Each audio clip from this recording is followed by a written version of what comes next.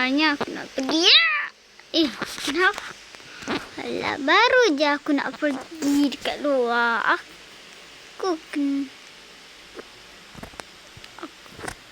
situ.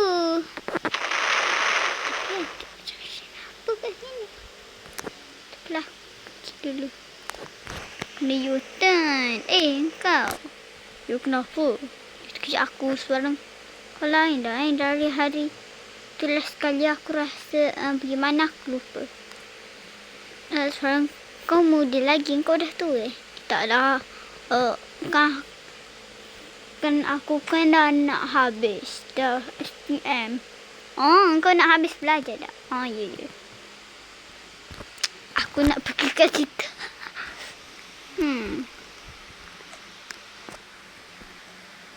Aku rasa ada benda pelik. Boleh pula masuk. Akhirnya boleh juga. Sesuatu akan hari dalam 3 hari. Aku dengar ke tak suara tu? Tak apa. Aku rasa kita akan drama.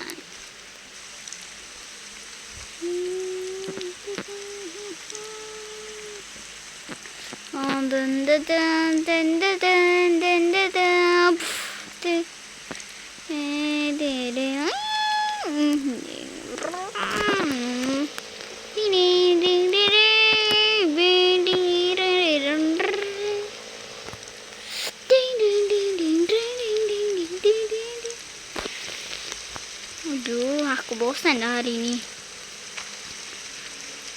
Tapi kau tahu ke tak? Minggu depan aku nak pergi Kuala Lumpur tu. Ya. Sekejap. Kenapa ni?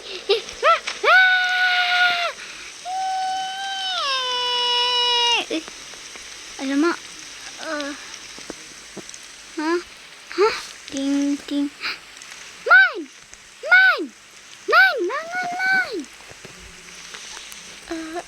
Kereta baru aku.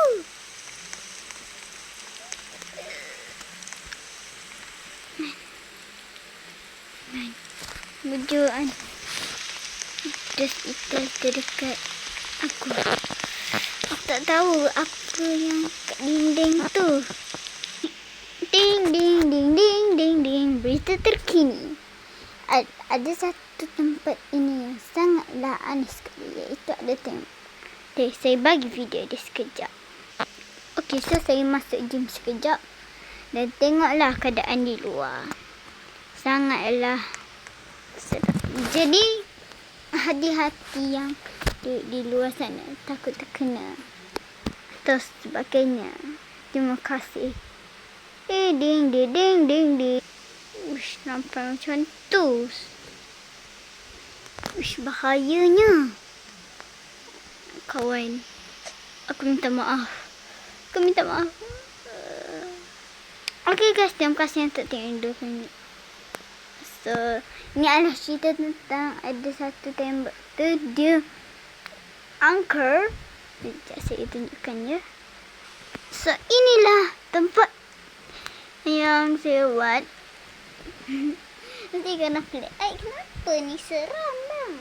Sebab ni macam ni berhantu tau.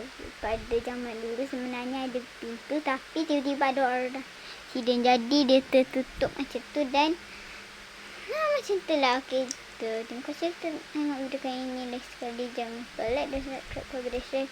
Lagi di video akan datang. Bye. Tak tahu kalau cakap sikit sebab memoriful. Bye gusiku.